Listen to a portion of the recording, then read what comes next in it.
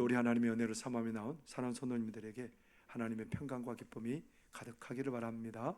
옆에 분에게 한번 인사하시죠. 하나님 당신을 정말 사랑하십니다. 하나님 당신에게 복 주시기를 바랍니다. 하나님 당신을 지키시기를 바랍니다. 하나님 당신에게 평강 주시기를 바랍니다. 그렇게 되기를 바랍니다. 미국의 심리학자 메슬로우가 인간이 5단계 욕구가 있답니다. 첫 번째 욕구는 뭘까요? 1단계 욕구는 뭐냐면 생리적인 욕구예요.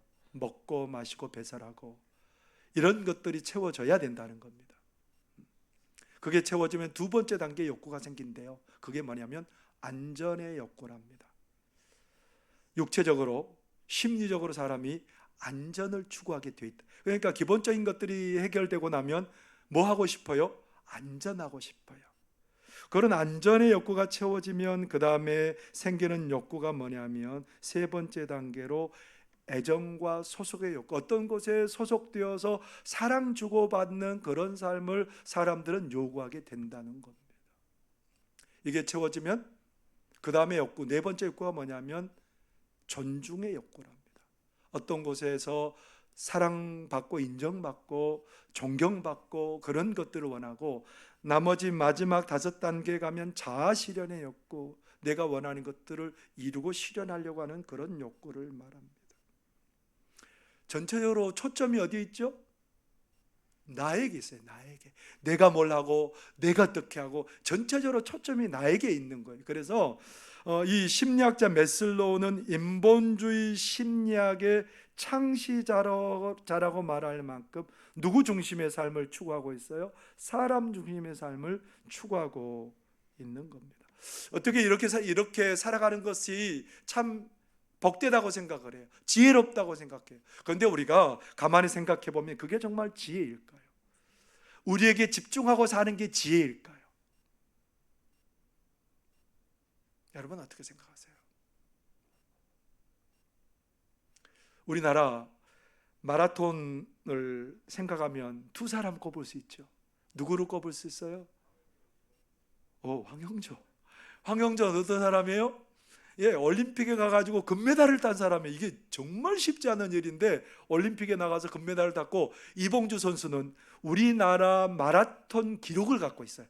2시간 7분 몇 초예요. 그 뒤에 몇 초는 잊어버렸어요. 근데 이봉주 선수가 몇 년 전에 근육에 이상이 와가지고 몸이 굽었어요. 그래가지고 그것 때문에 이게 활동이 자유스럽지 못한 거예요. 그래서 휠체어를 타야 되는 그런 상황도 벌어졌고, 나중에는 지팡이를 짚지 않으면 보행이 불가능할 정도도 되었고, 아내의 도움을 받지 않으면 아무것도 할 수 없는 그런 상황이 되기도 했고, 그래서 이분이 얼마나 갈망을 했는지, 30분만 내 마음껏 한번 뛰어봤으면 좋겠다. 그게 갈망이 되었을 때도 있었어요. 내 마음대로 그렇게 마라톤에 인생을 걸었던 그 사람이 건강하고 행복할 줄 알았더니 젊은 나이에 근육 이상이 생겨서 몸이 굽어지고 30분만 내 마음껏 뛰어봤으면 좋겠다라고, 그게 소망일 정도였던 때가 있었다는 거예요. 근데 지금은 좀 이제 많이 회복이 됐다. 산도 타게 되고 운동도 하게 되고. 근데 여러분, 우리 인생이 그렇게 연약하다는 거예요. 우리가 가만히 보면 나를 믿을 만한 존재가 아니에요. 나는 그런 나에게 소망을 두고 나에게 집중하고 있으면 무너지는 것은 시간 문제예요. 무너지는 것은 순간에 무너질 수 있다는 거예요. 그러면 그런 나 자신에게, 연약한 나 자신에게 집중하는 게 지혜일까요?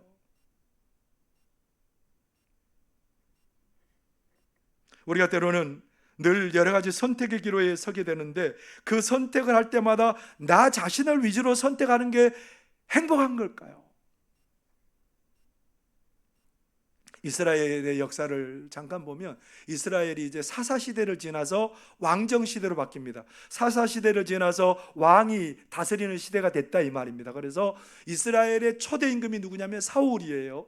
사울을 지나서 그 다음에 임금이 누구였냐면 다윗입니다. 그 다음에 임금이 누구지요? 솔로몬이지요. 근데 솔로몬이 우상을 숭배함으로 말미암아 나중에 그의 아들 때에 가서 르호보암 때에 가서 나라가 나뉘어지죠. 북쪽 이스라엘과 남쪽 유다로 나뉘어지는데, 북쪽 이스라엘의 초대 임금이었던 사람이 누구냐면 여로보암입니다. 여로보암이 굉장히 뛰어난 사람이에요. 솔로몬이 인정해서 높은 직위를 줄 만큼 뛰어난 사람인데, 나중에 솔로몬이 이 사람 때문에 위협을 느껴요. 그래서 이 여로보암을 죽이려고, 제거해 버리려고 해요. 그러니까 여로보암이 어디로 도망가냐면 애굽으로 도망갔어요. 애굽으로 도망가기 전에 선지자가, 아이야 선지자가 딱 나타나서 이 얘기한 게 뭔 줄 아세요? 이 아이야가 딱 나타나서 자기 옷을 12조각으로 찢는 거예요. 12조각으로. 12지파를 의미해요. 그러면서 10조각을 딱 주면서 너는 10지파를 다스리는 왕이 될 거야.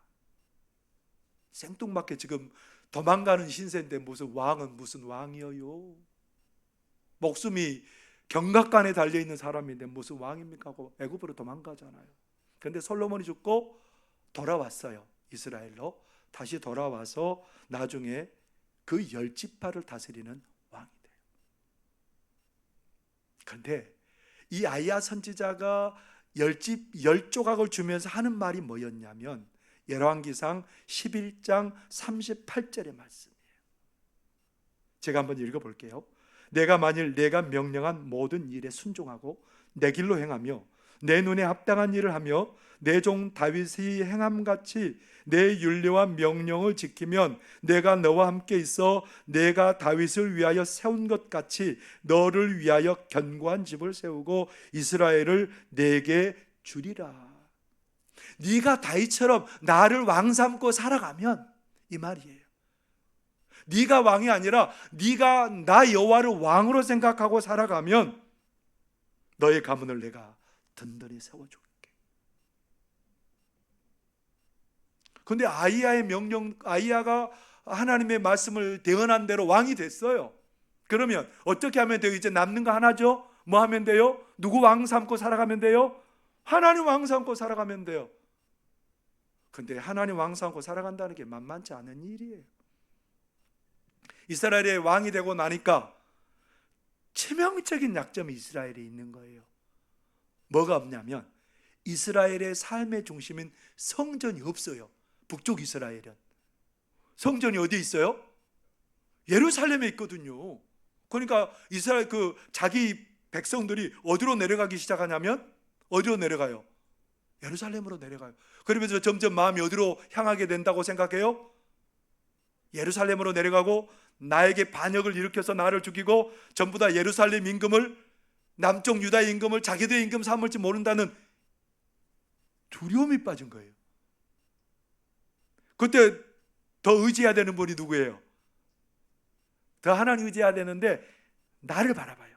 그래서 그 북이스라엘 지역의 가장 위쪽 그 지명이 단이에요. 그리고 가장 남쪽 지역이 베델이에요. 이 두 지역에다가 뭐를 세워놨냐면 금으로 송아지를 엄청나게 찬란하게 만들어놨어요. 그러면서 북이스라엘 백성들이 이것을 섬기고 절하면 된다는 거예요.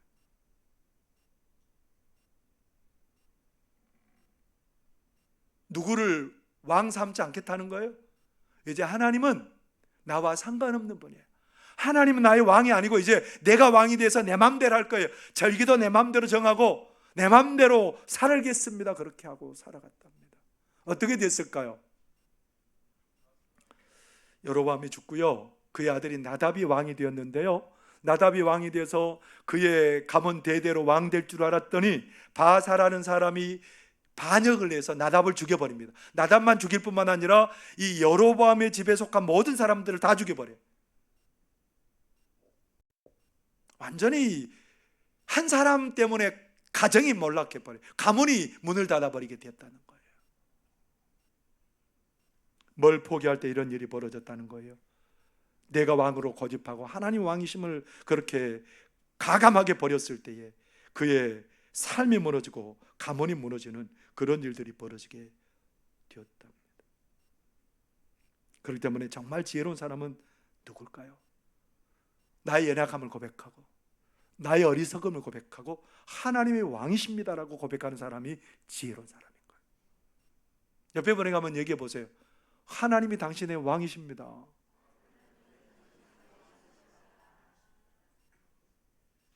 말은 그렇게 하지만, 말은 그렇게 잘도 하지만 여전히 말은 그렇게 하면서도 뭐라고 생각해요? 속으로?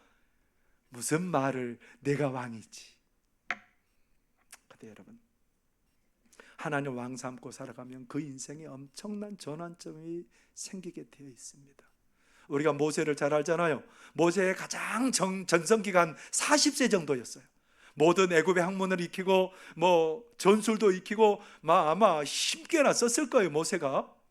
그래서 이제는 내가 내 힘으로 우리 백성들 애굽에서 인도해낼 수 있겠다라고 생각하고 그 일을 하려고 하다가 애굽 관리를 죽였어요. 그리고 그것이 들통나가지고 지금 도망갑니다. 어디로 도망가냐면 미디안 땅으로 도망갑니다. 40년이 지나버렸어요. 80이 된 노령이 됐어요. 이제 인생을 정리하고 이제 내 인생은 여기서 마무리할란다 그러고 이제 그 자기 장인의 양떼를 데리고 호렙산에 가서 이제 양떼만 하염없이 바라보고 이제 언제 내가 죽을 거나 그렇게 생각하고 있어요. 무상하게도 40년이 지나간 거 인생이. 그런데 불이 났어요. 나무에 불이 붙었어요. 그 나무는 불이 한번 탁 붙으면 화르르 하고 그냥 꺼져버리는 나무예요. 근데 계속해서 붙어 있는 거예요. 저게 뭐지? 저 나무 불이 붙었으면 꺼져야 되는데 왜 저러지? 하고 가까이 가니까 하나님의 음성이 들려와요. 뭐라고 하나님 말씀하셨을까요? 출애굽기 3장 5절에 보면 이렇게 말씀하십니다. 하나님이 이르시되 이리로 가까이 오지 말라. 내가 선 곳은 거룩한 땅이니 내 발에서 신을 벗어라. 모세 당시에 신은 누가 신고 있었냐면 자유자들 신고 있는 거예요. 종들은 신을 신으면 안 돼요. 모세에게 신을 벗으라는 얘기는 뭐예요? 너는 이제 네 맘대로 사는 인생이 아니고 나의 종으로 사는 인생이라. 이제는 전혀 자신이 꿈꿨던 세계와는 멀어진 그 모세에게 하나님이 신발 벗으라는 거예요. 무슨 말이에요? 너는 내가 왕이심을 고백하고 살아가라는 겁니다. 모세가 정말 신발 벗었습니다. 하나님의 종으로 삽니다. 어떤 일이 벌어졌을까요? 왕 대신 하나님의 은혜로 이스라엘 백성들이 애굽에서 건져냈을 뿐만 아니라 40년 광야 생활을 하는데 이스라엘 백성들을 한 걸음 한 걸음 은혜로 인도한 그런 놀라운 일을 감당할 수 있었답니다. 누구 능력으로요? 내 능력이 아닌 왕이신 하나님의 능력으로 그게 가능했던 거지요. 그래서 그 놀라운 은혜를 경험한 모세가 신명기 말씀을 기록해요. 신명기 말씀의 가장 중요한 게 뭘까요? 하나님이, 그 다음에 여러분이 얘기하세요. 하나님이, 와, 똑똑해요. 하나님이 뭐예요? 하나님이 우리의 왕이시다. 하나님이 우리의 왕이시다. 그 고백을 가지고 살아가면 너희들이 가나안 땅에서 그 놀라운 은혜와 복을 누리며 살 것이다. 그 얘기가 신명기 얘기거든요. 그래서 왕으로부터 백성에 이르기까지 누가 왕임을 고백하고 살라고요? 하나님이 왕임을 고백하고 살라는 거예요. 그래서 오늘 14절부터 20절까지는 왕에게 하는 말이에요. 왕인 사람조차도 하나님이 왕임을 고백하면 나머지 사람들은 말할 필요가 없다는 거예요. 여러분, 어떻게 하나님이 왕이심을 고백하고 살아갈 수 있을까요? 하나님이 왕이심을 고백하며 살아가는 사람은 어떤 모습을 보일까요? 하나님 왕이심을 고백하는 사람은 하나님께 마음을 두고 살아가요. 17절 말씀 같이 한번 읽어봅시다. 시작. 그에게 아내를 많이 두어 그의 마음이 미혹되게 하지 말 것이며 자기를 위하여 은금을 많이 쌓지 말 것이니라. 왕의 특권이 뭐예요? 왕의 특권이 뭐예요? 아내를 많이 거느릴 수 있는 거예요. 왕이 왜 아내를 많이 거느릴까요? 정략 결혼이라는 것을 여러분 들어보셨죠? 정략 결혼이 뭐예요? 정치적인 목적을 위해서 결혼하는 거예요. 근데 솔로몬이 자기 나라의 평안을 위해서 이방의 공주들을 데려다가 왕비 삼아요. 이방의 공주를 데려다가 왕비 삼으면 그 나라하고 싸울 수 없어요. 아니, 서로 이렇게 결혼으로 묶여졌기 때문에 공격할 일도 없고 오히려 돕지요. 그래서 여러 나라의 공주를 데려다가 자기 왕비로 삼았어요. 해외에서만 그렇게 했을까요? 국내에도 힘이 있는 지방의 유지들의 딸들을 데려다가 아내로 삼아서 절대로 반란 못하게 만들어버려요. 지금 솔로몬의 마음은 뭐예요? 그러다가 어떤 일이 벌어졌냐면 자기가 데려온 아내들에게 푹 빠져가지고 아내들이 섬기는 우상을 섬기게 됐어요. 누구에게 마음을 뺏겨버렸다고요? 예, 아내에게, 여인들에게 마음을 빼앗길까봐 하나님께서 뭐라고 말해요? 너희가 마음을 두어야 될 대상은 왕이신 하나님이라는 거예요. 하나님께 마음을 두고 살으라는 거예요. 하나님께 마음을 두고 살 때 그 사랑이 느껴질 것이고 그 능력이 경험되어질 것이고 그 하나님 때문에 이 세상 사는 게 행복의 노래를 부르는 삶이 될 거라는 거예요. 그래서 왕은 뭐하라고 살아요? 왕이 행복해야 백성들도 행복하죠. 그렇지 않아요? 왕이 막 지지리도 우중충하고 우울하고 그러면 백성들이 어떨까요? 백성들이 행복하지 않겠지요. 그런데 하나님께 마음을 두는 순간 하나님으로부터 내릴 위로와 기쁨과 평안이 가득하게 된다는 거예요. 그래서 누구에게 마음을 두라고요? 하나님 왕으로 삼는 사람들은 다른 게 아니고 하나님께 마음 두고 사는 거예요. 하나님께. 미국의 사업가 록펠러라는 사람 여러분 아시지요? 이 록펠러가 33살에 석유 개발 사업을 해서 백만장자의 반열에 오르게 되었답니다.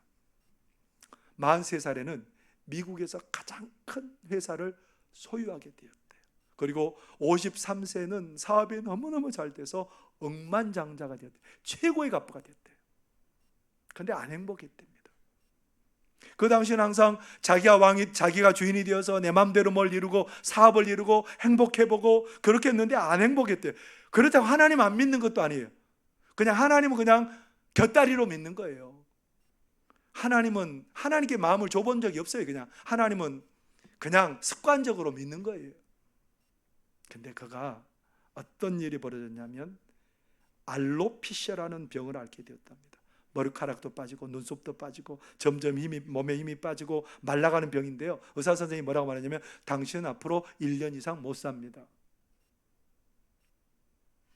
하루에도 뭐 엄청난 돈을 모아드리는데 그 돈을 뭐 할 거예요?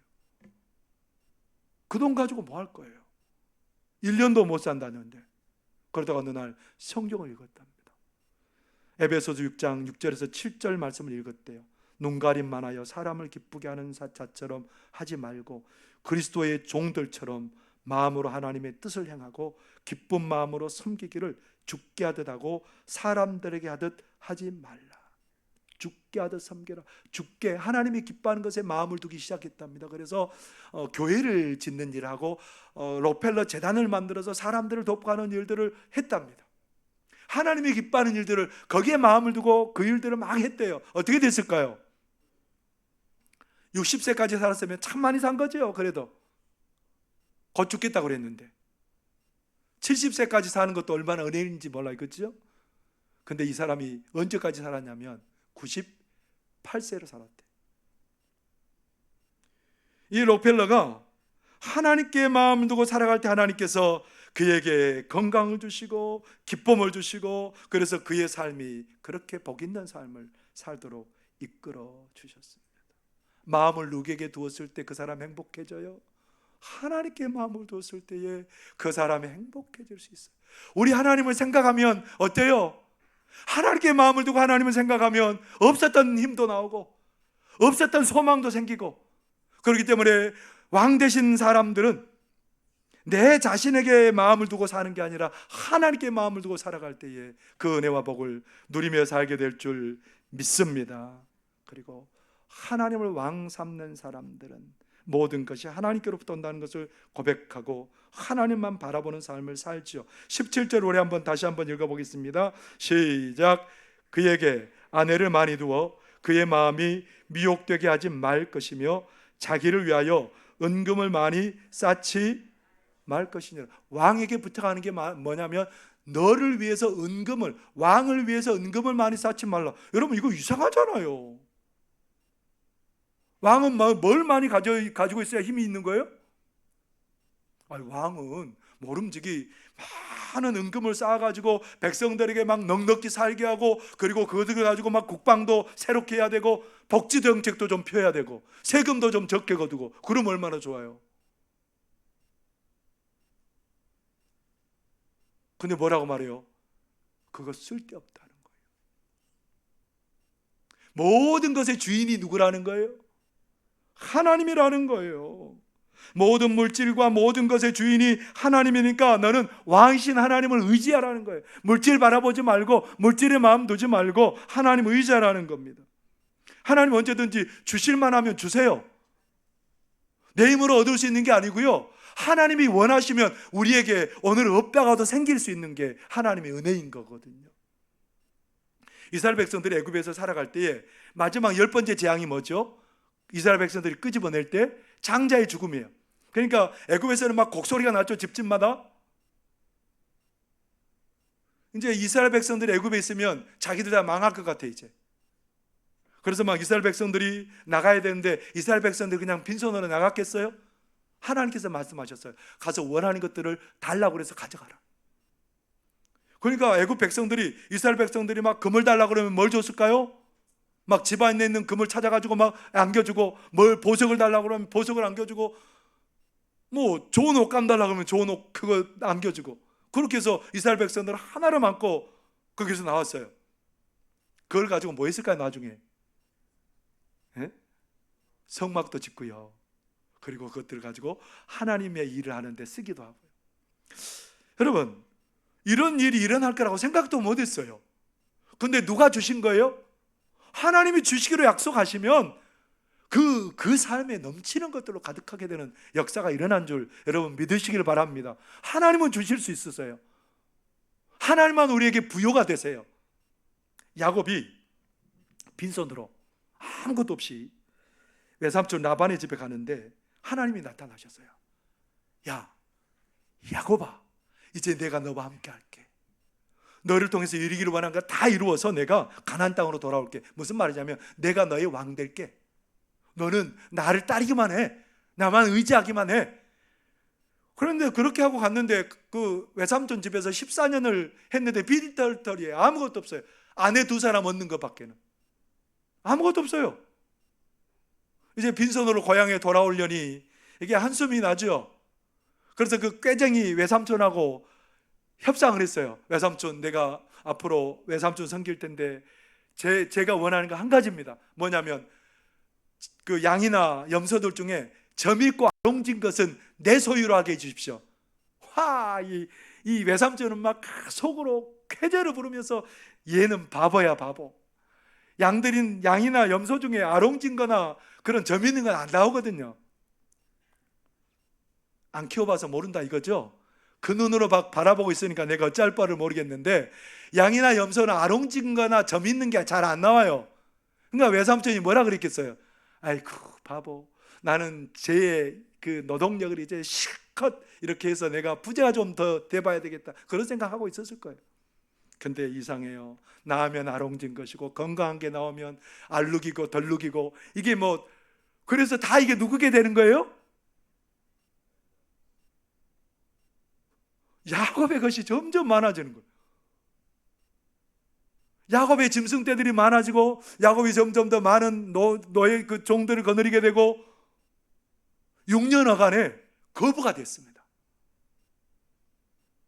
누구를 왕 삼고 살았기에요? 하나님 왕 삼고 살아가는 그 인생에게 하나님께서 넘치는 은혜와 복을 주십니다. 우리 하나님의 그런 분이에요. 그래서 오늘 다윗이 그런 고백 왜 했겠어요? 그 능력 있는 다윗이 뭐라고 고백해요? 시편 145편 1절에 이렇게 고백합니다. 우리 함께 읽어볼까요? 시작. 왕이신 나의 하나님이여, 내가 주를 높이고 영원히 주의 이름을 송축하리다. 다윗은 하나님을 뭘로 삼았어요? 뭘로 부르고 있어요? 하나님 제가 왕이 아니고요. 하나님 제가 왕은 아니고요. 누가 왕이래요? 왕이신 누구의 하나님? 나의 하나님. 내가 주를 높이고. 다윗이 하나님 왕 삼고 살다 보니까 가는 곳마다 승승장구해요. 하나님께서 그에게 엄청나게 많은 것들을 주세요. 다윗에게 부족함 없이 쏟아 부어 주세요. 근데 다윗은 하나님께서 주신 것을 가지고 뭐 했을까요? 아낌없이 솔로몬이 성전을 짓게 하기 위해서 거기에다가 다 하나님께 드립니다. 자기의 것 다 하나님께 올려드립니다. 누구로부터 왔기 때문에요? 하나님께로부터 왔기 때문에. 하나님께서 나를 부하게 하시고 귀하게 하시고 강하게 하시고 능력 있게 하신 것이 하나님의 손에 있음을 알기 때문에 하나님께 맡기는 거예요. 역대상 29장 11절 12절에 보면 이렇게 고백하죠. 여호와여, 위대하심과 권능과 영광과 승리와 위엄이 다 주께 속하였사오니 천지에 있는 것이 다 주의 것이로소이다. 여호와여, 주권도 주께 속하였사오니 주는 높으사 만물의 머리시면이다. 부와 귀가 주께로 말미암고 또 주는 만물의 주제가 되사 손에 권세와 능력이 있사오니 모든 사람을 크게 하심과 강하게 하심이 주의 손에 있나이다. 부자가 되고 귀하게 되는 게 누구로부터 말미암는다는 거예요? 하나님께로 말미암고, 하나님은 모든 만물의 주인이 되셔서 권세와 능력이 있으셔서 사람을 크게도 하시고 강하게도 하시고 부하게도 하시고 능력 있게도 하시고, 그래서 누구 왕 삼고 살아가라는 거예요? 하나님 왕 삼고 살아갈 때에 하나님께서 놀라운 은혜 주실 줄 믿습니다. 오늘 그런데 이 말씀 들었는데 가서 밥 먹을 때는 누가 왕이에요? 이 예배 끝나고 밥 먹을 때는 누가 왕이라고 고백하고 살까요? 내 마음대로 하지요. 우리가 그래요. 참 어려워요. 그런데 날마다 순간마다 하나님이 왕이심을 고백하고 살기 위해서 어떻게 해야 될까요, 여러분? 뭐가 필요할까요? 내 안에 사는 이 예수 그리스도의 힘을 고백하며 사는 거예요. 옆에 분에게 얘기해 주세요. 당신 안에 예수님이 사십니다. 사도 바울이 뭐라고 고백했냐면 갈라디아서 2장 20절, 우리 함께 고백해 볼까요? 시작. 내가 그리스도와 함께 십자가에 못 박혔나니 그런즉 이제는 내가 사는 것이 아니요 오직 내 안에 그리스도께서 사시는 것이라. 이제 내가 육체 가운데 사는 것은 나를 사랑하사 나를 위하여 자기 자신을 버리신 하나님의 아들을 믿는 믿음 안에서 사는 것이니라. 누가 산다고요, 내 안에? 우리 주님이 나의 왕이십니다. 나는 죽었습니다. 나의 옛사람은 죽었고 내 안에 사는 분이 예수님입니다. 하나님이 나의 왕이십니다. 그 고백 가지고 사는 사도 바울이 1차 전도여행을 다 마치고 2차 전도여행도 그 지역 돌려고 했는데 성령께서 수도 그 지역이 아니고 유럽 쪽으로 가자. 사도 바울이 얼마나 주도 면밀한 사람인지요. 계획도 엄청나게 세우고 기도도 많이 하고 그렇게 세웠으면 누구 마음대로 해야 돼요? 어느 지역 가서 어떻게 하고 저 지역 가서 저기 하고 그렇게 하려면 어떻게 해야 돼요? 아니 내 고집대로 해야죠. 근데 안 했대요. 가지 말라 그러니까 준비한 거 다 그냥 없는 것으로 하고 성령이 인도한 대로 갔대요. 거기로 인도함 받은 첫 성이 어디냐면 빌립보 성이에요. 빌립보 성에 갔으면 하나님께 그렇게 순종하고 하나님의 인도 따랐으면 어떤 일이 벌어져야 돼요? 부흥이 일어나야 되잖아요. 안 그래요? 근데 거기에 저 많은 귀신 들린 여종의 귀신을 쫓아내는 바람에 많이 두들겨 맞았답니다. 그리고 착고에 채워져서 깊은 감옥에 있었답니다. 하나님이 그럴 수 있어요. 내 마음대로 거기 1차 전도여행지 갔으면 더 좋았을 걸. 많이 맞고 감옥에 있자니 여러분 원망 불평이 있지 않았겠어요? 근데 찬송하고 기도해요. 어떤 일이 벌어졌냐면 지진이 일어나가지고 감옥문이 열리고 자기를 채워줬던 착고도 다 끊어지고 그 일로 인해서 그 간수가 예수님을 믿게 되고 그 가족이 예수님을 믿게 되고 빌립보 교회가 서게 되고 빌립보 교회가 나중에 사도 바울이 선교사에 감당할 때, 또 감옥에 갇혔을 때 와서 돌아보아주고 후원해주고 그런 역할들을 감당하게 되었습니다. 하나님 왕 삼고 살아갈 때요, 하나님 명령 따라 살아갈 때에 놀라운 역사가 일어날 줄 믿습니다. 하나님의 인도로 살아가는 우리들이 그 놀라운 복을 누구나 다 경험하게 될 줄 믿습니다. 사랑하는 성도 여러분, 오늘 여러분의 왕은 누굽니까?